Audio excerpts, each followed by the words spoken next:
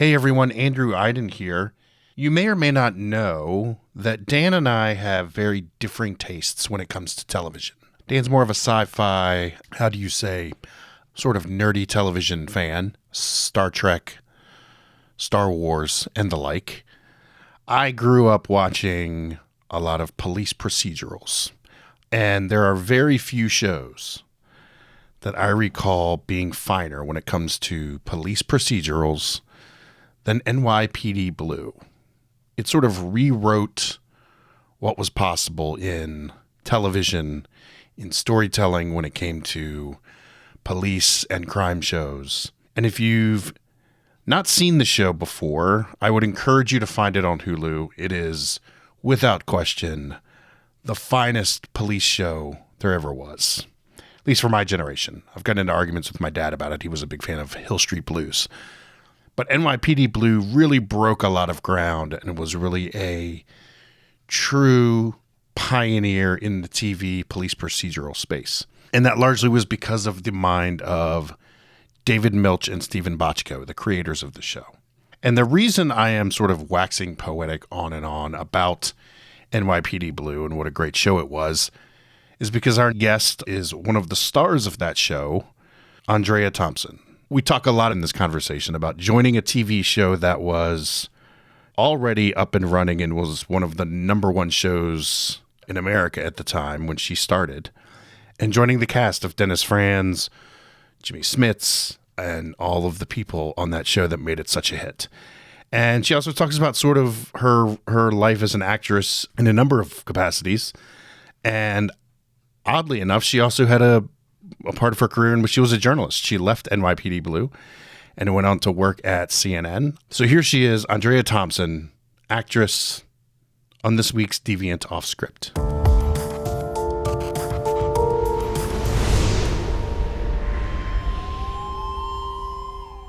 Andrea, I'm going to be completely upfront about this. I am an NYPD Blue fanboy. And everyone that listens to this show, especially on Fridays, has heard me reference it in some capacity in the past. So I'm just going to level with you from the jump. So it's a thrill to have you on here to talk about a bunch of different things. Obviously, we're going to talk about NYPD Blue, but I want to talk to you a little bit about sort of your backstory, how you got into acting, when that bug first began for you. Oh my gosh. It actually started back in Dayton, Ohio with my two brothers and my sister. Four of us were born within 6 years, so we were really close in just about every way. So we used to make variety shows for my parents. So we would work on all over the summer on these variety shows, and it could be singing, it could be dancing, it could be my brother playing a clown, my other brother being a magician. And so we wrote, directed, and scripted these things ourselves to entertain our parents.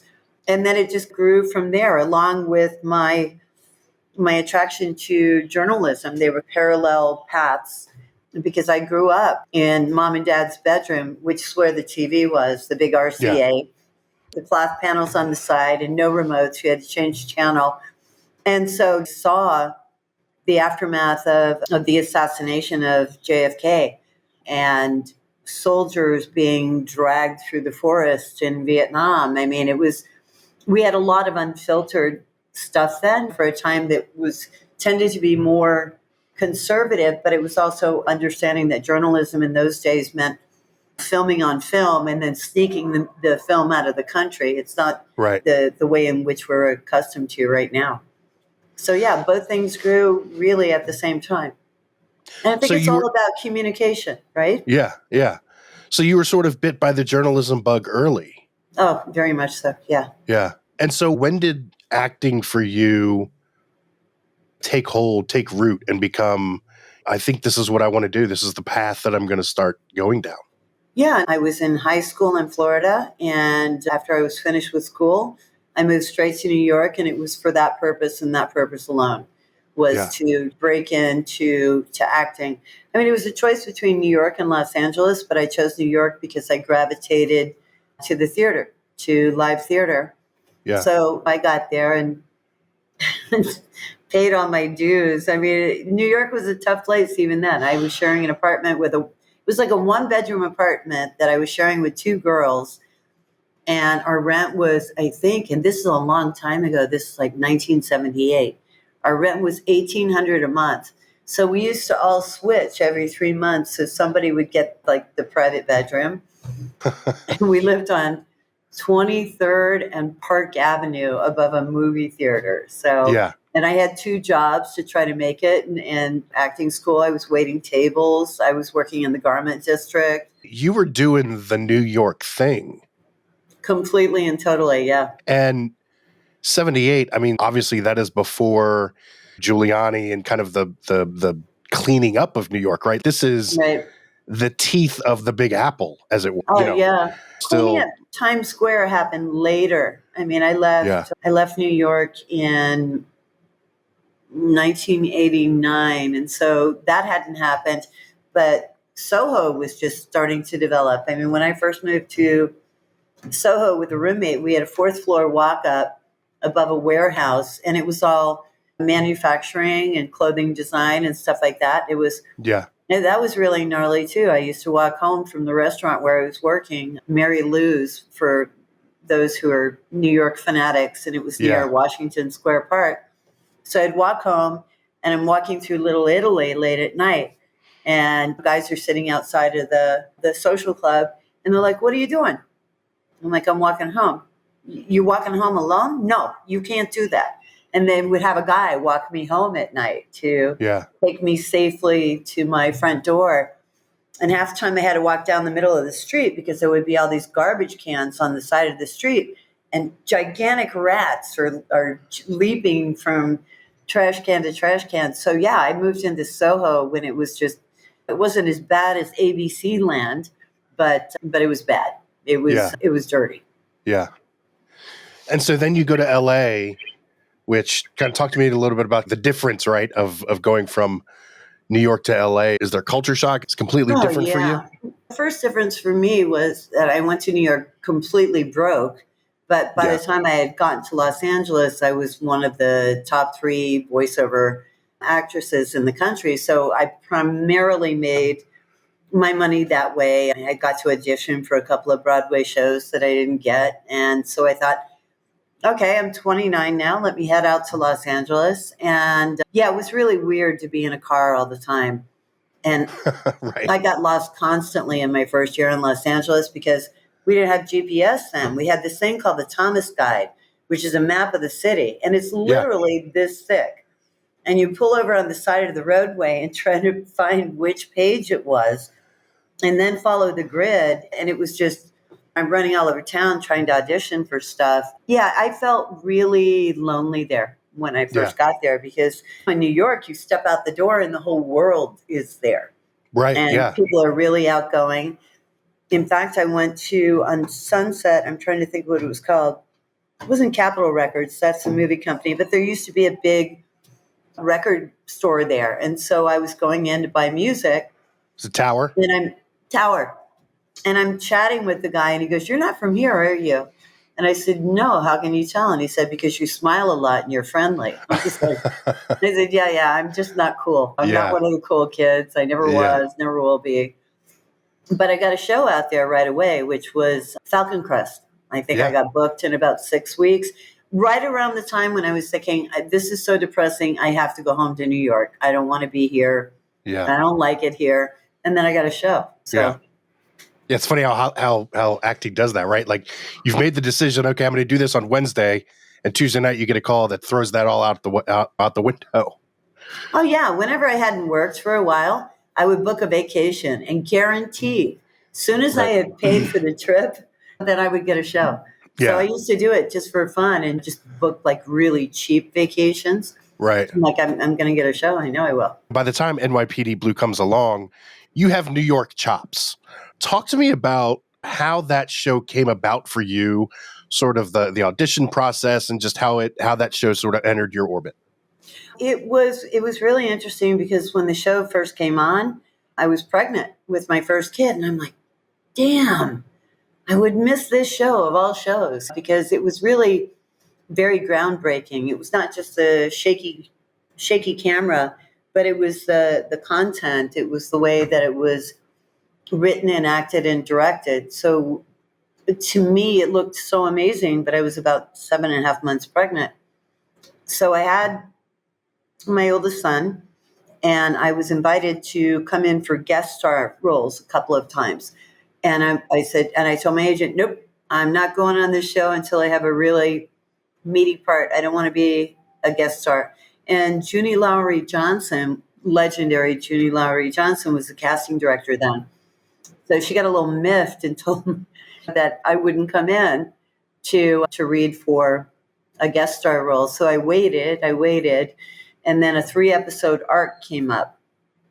So I said, yeah, I definitely want to go in for that. And my agent had sent over my headshot. It was like shoulder length hair, glamour shot. But right before the audition, because I said, I don't look like a cop.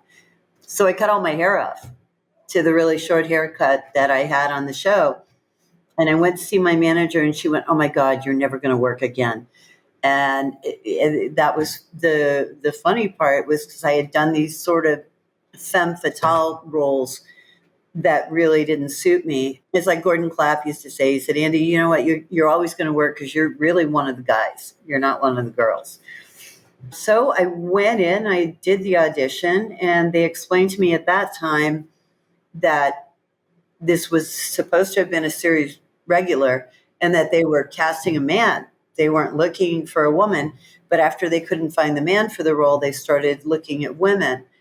So I thought I gave a good audition. I mean, you always leave with your fingers crossed. And I'm walking off the lot, off the Paramount lot, right off of Olympic Boulevard. It was where Gilligan's Island was shot and Cleopatra was shot there. I mean, it's like a slice of Hollywood history. So as I'm walking past the trailers, Jimmy Smits comes out of his trailer. And I had these high heels on for my audition, and they were brand new, and they were killing my feet. So I'm walking through the lot barefoot, and Jimmy he goes, what are you doing here? And I said, I just auditioned. And he said, well, he wished me good luck, and he was concerned about my feet. And then I got the call to come in.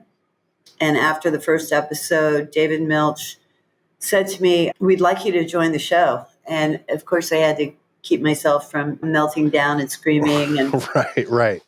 And then after that, we went to New York at the beginning of every season to shoot B-roll. Yeah. So we would arrive there. On the show, it was wintertime, fall to winter. But in New York, it was 90 degrees. It was so hot. We've got on wool suits. We've got on wool coats. And in between takes, we would hang on to big bags of ice to cool down. Oh, man. Yeah. And the smell of the garbage in the summertime in New York is just unbelievable. But before that, I was sent to New York before we started shooting for a week to ride with Queen's Homicide. Yeah. And great good group of guys. They were super friendly from the beginning. I went into the squad room, and right away they start messing with me. I mean, they're cops. They got a crazy sense of humor anyway. Yeah. So they pull out this big ring of Polaroids. They start showing me Polaroids of crime scenes. They go, what do you think happened to this guy? What do you think happened to this guy? So they show me a set of Polaroids, and it's a body on the morgue table, and the face is up and the chest is up, but somebody had flipped over the buttocks so that the buttocks were on top. They were just trying to see if they could make me crack, and I'm like, that's very funny. And then he went to another. So they showed me another one, and it's just this really bloody shot, and half the guy's head is missing. And they said, it's a suicide. I said, no, it's not. It's a homicide. They go, how do you know? I said, first of all, who places a towel down on a chair beforehand? So somebody had a hand in this. And I said, besides, and the way that the skull and the brain matter went was from here. I said, so he was shot in the top of the head. And they were like, yeah. So when you're doing ride-alongs, you're going to murder scenes with them, to homicide scenes. And I'm always curious for actors who are doing the sort of research. Are you taking notes? Are you taking mental? I mean, obviously you're taking mental notes, but what's the process of what you pick up on? What are the things that jump out to you that you're like, I need to utilize that in the role? Yeah, it's just watching and observing and listening. I mean, that goes way back to acting school when our acting coach told us, just go sit in a museum and watch people all day. So it's watching behavior, how people handle things. Like on NYPD Blue, we'd walk into the squad and instead of saying hi, you go, and just coming in the doors, like acknowledging the staff sergeant. Right. It's the subtleties, right, that really make it work. Yeah. I mean, it gave me a lot of respect for police officers. I don't know how they let their families out the door every day, considering the things that they see. So one of the cops I rode with, he's a homicide detective, Vinny Greco.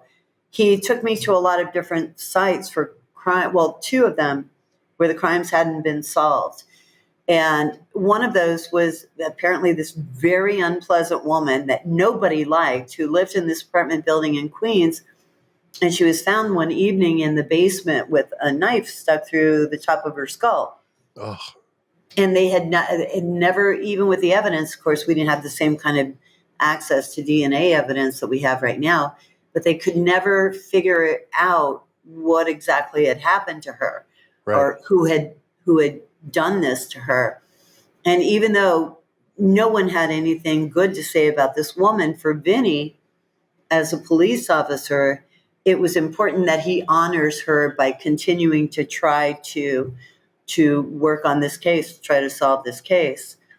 But we did get a call one day, and it was a push-in robbery, and we rolled to the scene, and the body was on the front door. So it turned out that the guy he and his wife had dinner.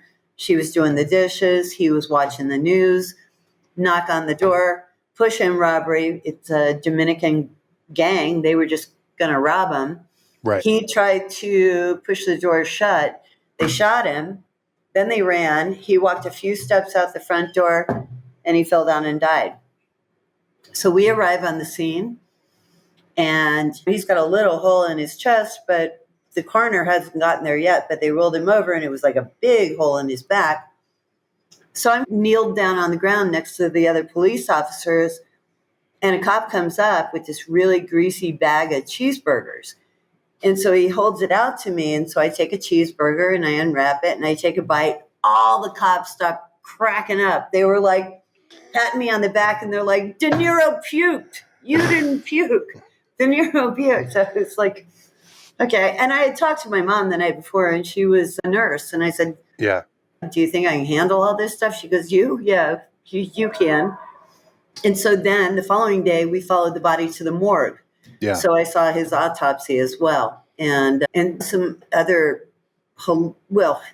hilarious in a kind of dark way. Sure, yeah. We were about to go into the morgue room, and there's like a glass window, and then the director of the morgue opened the door a little bit, and there's like a long box, like a pine box, on the floor. And there's one guy in the middle and two guys on the side. And he's got his hands on the shoulders of the people on the side. And he starts jumping up and down. And I'm like, what did I see? And so the guy closed the door. He goes, you didn't see anything. I said, yeah, I did. Tell me what I saw. He said, well, some of our customers, we can't fit them in the box. So we have to take off their arms and we put them on top of the body. But they were trying to get this guy in there. And so stuff him into the box. Yeah. I was like, okay, whoa. Did you do those ride-alongs before each season, or was it sort of a one-time thing before you started? Thing. Okay. Yeah, when new actors came on the show, it was just so you get the feel for what they do. By the time you come on, David Caruso has come and gone, but this show is now like a juggernaut in the ratings, right?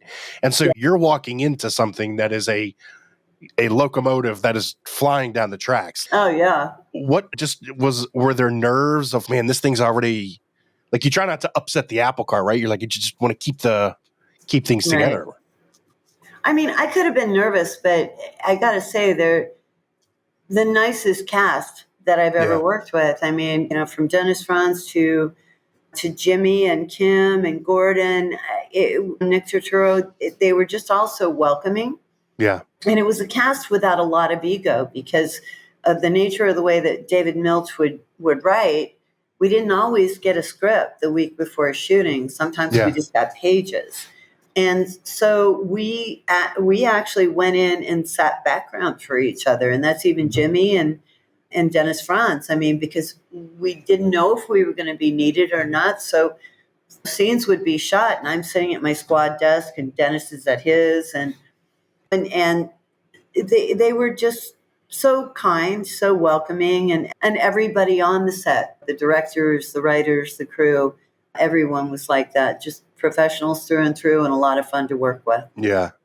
What was the process? You mentioned David Milch's process was a little bit different, but what was the process of getting the script or getting those pages? How long, what was the timeline of when you got it, when the shoot would be, et cetera? Well, I mean, usually you would get a script a week before, or at the latest 3 or 4 days before.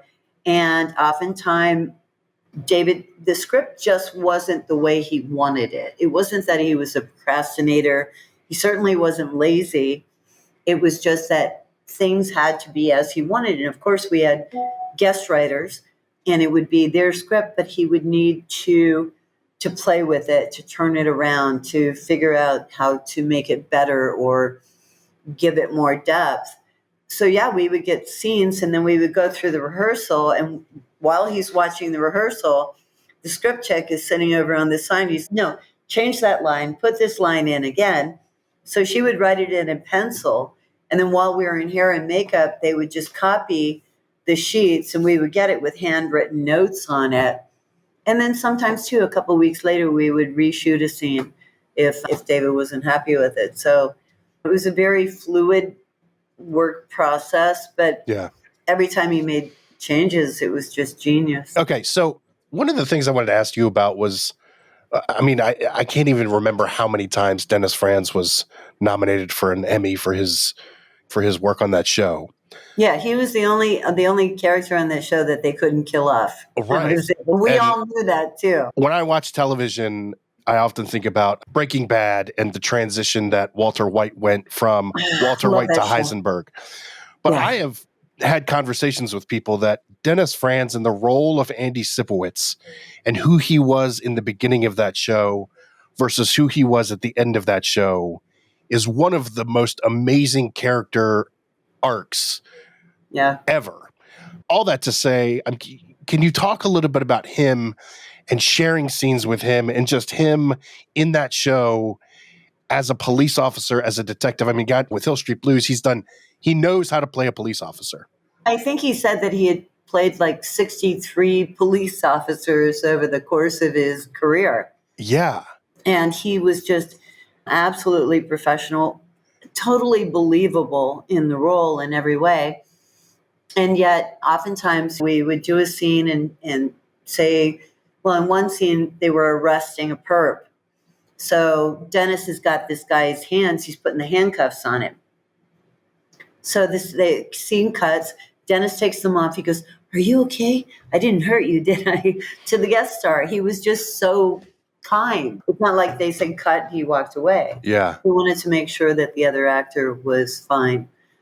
So just a tremendous actor. I haven't seen anything he's done lately. I'm aware that he's retired. Other than that, but when you do a television show, we're all said to be a family, and it's because you spend so much time with those people, certainly more time than you spend with your own family.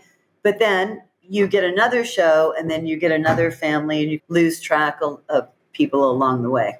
Right. Yeah. It's interesting because I've spoken to actors who've talked about that. Yeah. You are in a very close environment together for a period of time.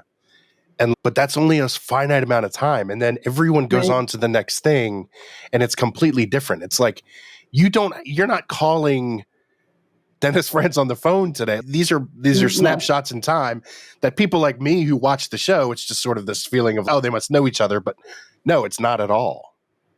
Well, and sometimes it depends. If you're doing a film, literally you're in the film with the person, but you might not shoot a single scene with them.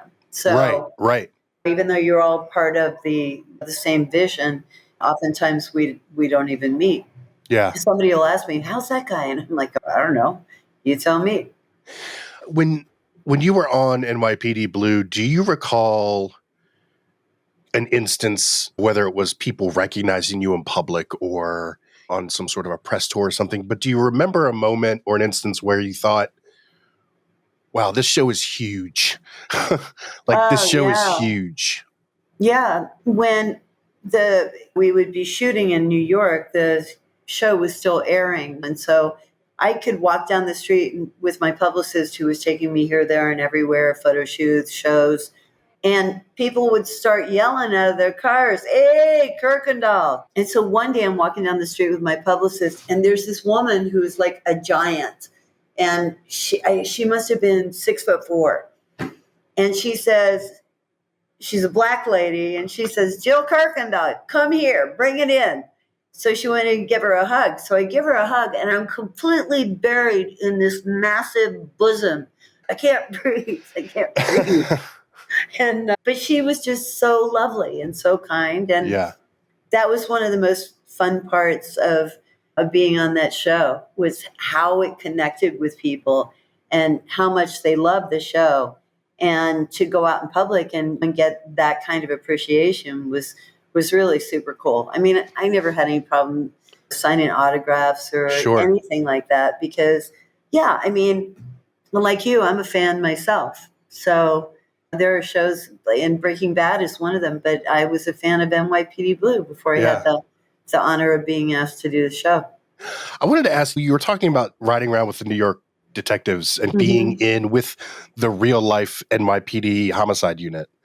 Yeah. One of the things that NYPD Blue was so good at was the production design. Everything about that show looked like New York City in the 90s. The station house, everything about it just was so gritty and so real. I'm curious, in the real life experience that you had with the NYPD, was that all like similar? Did that all translate? Would you go to these ride-alongs and go into these stations and be like, man, this is exactly as they're doing it on the show? It felt very familiar, and I'm sure that that's why David Milch wanted us to ride along, to give you that same gritty sense of what it's like, of what a squad room looks like, of what an interrogation room looks like, of what a cell looks like. I think it informed everybody. It made it much easier to grasp the role by spending that time. I mean, after we would shoot for a week in New York, though, we were going back to the lot. And so the soundstage had a specially built set, of course, as all shows do. But they also built another set for us, an outdoor set called Mulberry Street. And it looked just like you were downtown in the West Village. I mean, it was just incredible. And they would have those, like the pipes sticking out of the ground steaming where they were doing underground road work. But for us, for the camera, that was to cover up the palm trees being in Southern California. So that's why those particular things were in the street. But they could change Mulberry Street. It could be a boutique one day, and the next day it's a dive bar, and the next day it's a strip joint.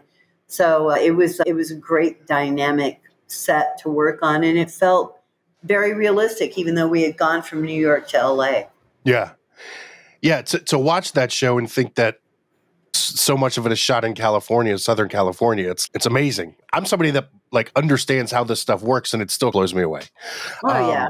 I mean, it's still magical, right? Yeah, exactly. Even when you know how the magic is made. Can you talk about when you were on that show and sort of what are some of the memories that you think back now?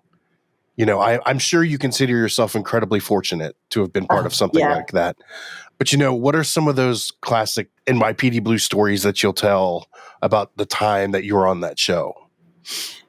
I don't know. They're classic. I mean, I just know in between camera setups and things like that, it was just such a pleasure to sit around with this great group of people and just shoot shit and talk about current events and whatever was going on in our lives. I mean, I remember sitting on the squad room stairs, and I have the New York Times, and we're discussing articles from that.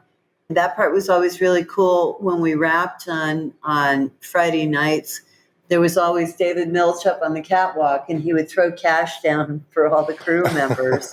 And we had we had a couple of, at the beginning of the year, like every show, you've got a dead pool. So everybody writes down who they think is, of celebrities who they think are not going to make it this year, and they put money on it. And then they used to really give Turturro a hard time, Nicky Turturro, because he was terrified of rats.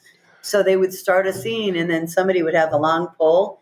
And you know what the sound stages look like, where, I mean, the rooms are cut off where the ceiling would be, and that's so a mic can go over the top of the ceiling. Yeah. So they would just take a long pole and like a rubber rat on a string and throw it over, and it would land right in front of Nicky's face, and so everybody could listen to him scream. But Oh, that's funny. I wanted to ask you, when Jimmy Smits left the show and his character passed away, maybe it's just because I'm such a big fan, but I remember that episode being, I think, one of the more powerful hours of television that I've ever seen, honestly. Can you talk about when folks left the show, when Jimmy left the show? That show goes through a period where he's such a huge part of this thing, and then he leaves. As an actor, you guys have to start anew, right? The next season. Can you talk a little bit about when people, the main actors would come and go, how that changed or what that did for you? Well, you're right. It was an incredibly sad moment when his character died, but it was a couple of episodes leading up to it too, as well, when he first got sick. So it was surreal because Jimmy was so much a part of the show. And you always respect it when an actor needs to leave a show, especially when it's a large ensemble. There might be other opportunities. It could be something to do with family. I mean, these are deeply personal decisions when you walk off a show like that. But it's also knowing, too, that when you're on a show like this, I mean, then in those days, we had 22 to 26 episodes per season. Now when you're watching Showtime or HBO or Netflix, it's a 10-episode season. But when you're in 22 to 26 episodes, it's all consuming. Yeah. And it really takes over your life. You're arriving on set at 5:30 in the morning, hair and makeup, and you get out and it's 8, 9 o'clock at night. So, yeah, it was really tough. And David Milch explained the dynamic to us that they were going to bring in Rick Schroeder. And so the way it was written, those first couple of episodes, until he and Sipowicz actually gelled, was just everybody in the squad room looked at this guy like, who is this kid? So, yeah, those are huge shoes to fill. Yeah. Huge. Yeah, exactly. Yeah. Exactly. How about when you left the show? Can you talk a little bit about that? Obviously, you were there for 4 seasons, and kind of in the heart of the peak sort of popularity. I mean, the departure has to be tough, right?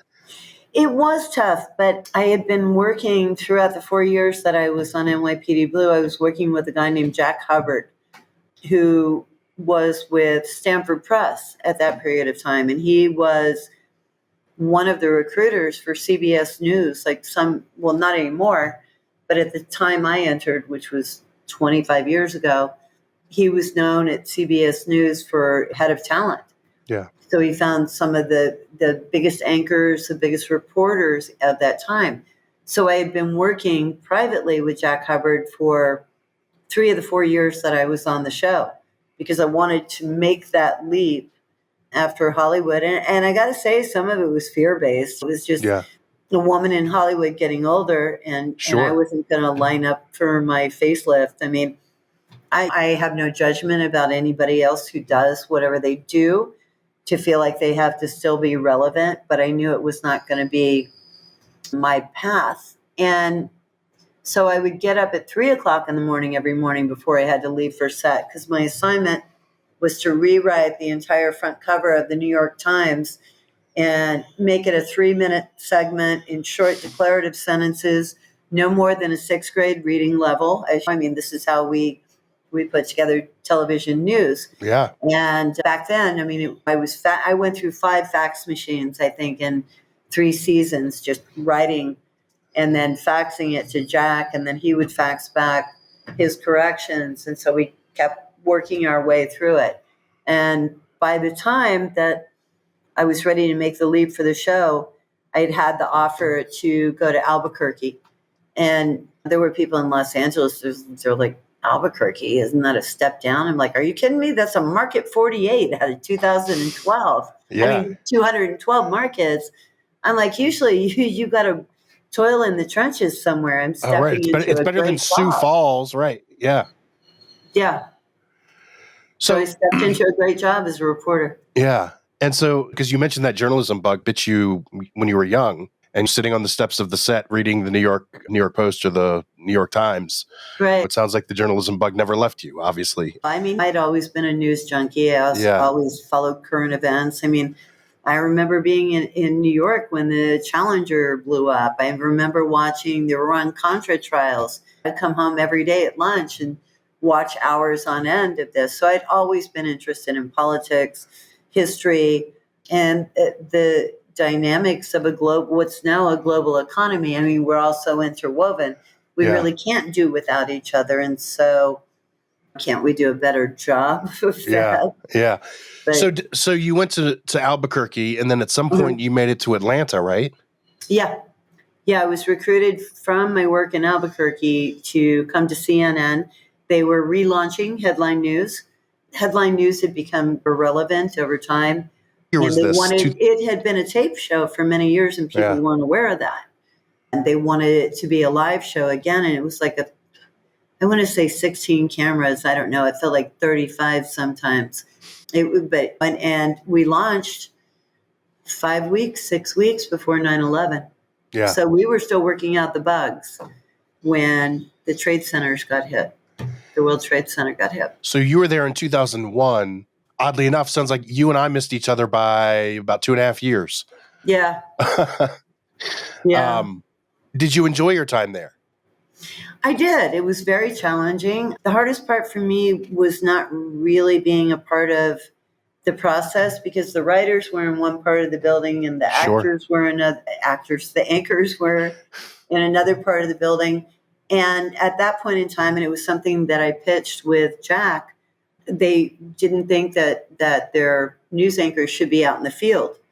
And I disagreed. I said, the most interesting work happens out in the field. And when you're an anchor and you're telling the story later, or you're interviewing somebody, it's because you've had all this information that informs that. Yeah. So it felt isolated to me. And the thing that I loved about being a reporter in Albuquerque was I had left this kind of rarefied atmosphere in Los Angeles where you're always protected from people. And suddenly I could be out and about with people and I could hear their stories.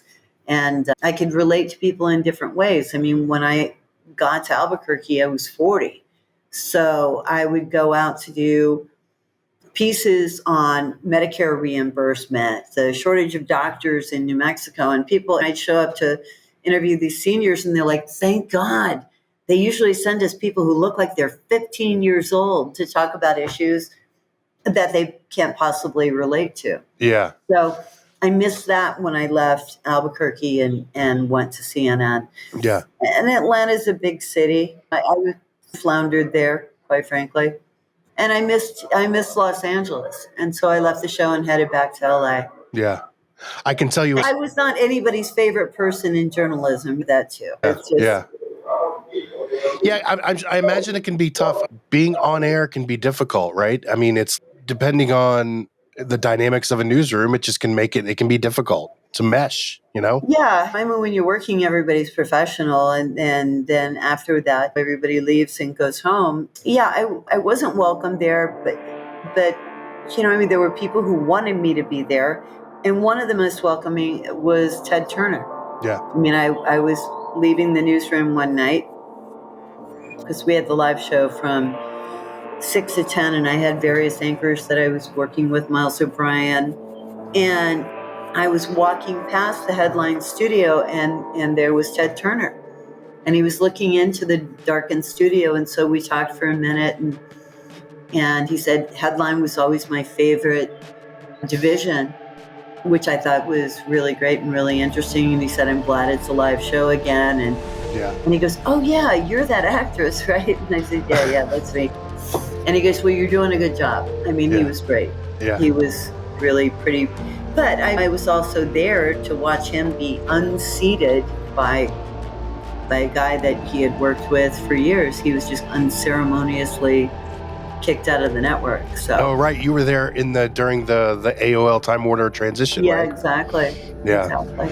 Well, I don't want to take up much more of your time, Andrea. This has been fantastic to pick your brain and talk about news and journalism and, of course, NYPD Blue. I just wish I had been there at the same time you were. Well, yeah, I was buying you a drink at the Omni Bar. Yeah, it would have been great. It's been a real treat talking to you, and I appreciate the time, and I wish you the best of luck. Thank you, and thank you for your time.